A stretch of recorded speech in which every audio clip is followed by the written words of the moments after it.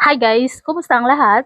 By the way, continuation lang ito dun sa video ko na kung napanood nyo yun, yung na-charge ako sa Google Play ng 1.7.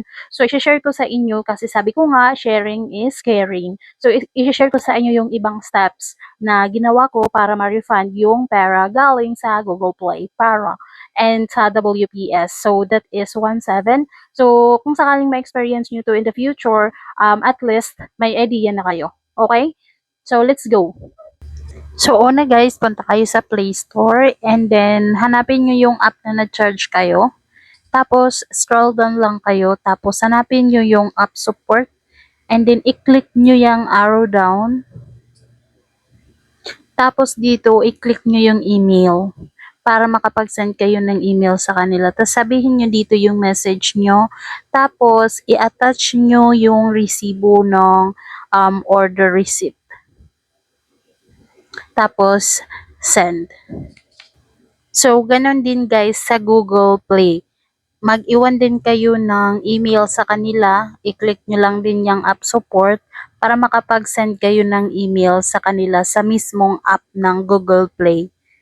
Then dito guys, puntahan nyo yung unang email na ni-refuse yung refund request nyo. Tapos i-copy nyo yung GPA kasi yan yung order number. Then balik kayo sa Play Store. And then i-click nyo yung profile nyo. Tapos hanapin nyo yung help and feedback. And then contact us. Then dito, sulat nyo lang dyan refund. And then bought by mistake. And then choose Google Play apps. And then hit next. And then next lang. And then click on email, and then dito next nyo lang or yes and then dito nyo na ikakopy yung order number, and then click the box and then submit.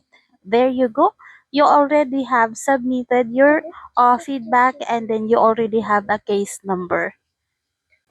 Then dito guys, mag-send also kayo ng feedback sa Google Play, and then report an issue, and then get a refund, and then put your message, and then send.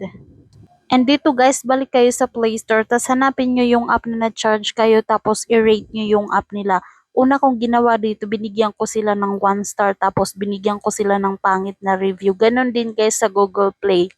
Pero nung na-refund na yung money guys, binago ko yung rate ko sa kanila. Binigyan ko sila ng 5 star, tapos binago ko din yung message or yung feedback ko.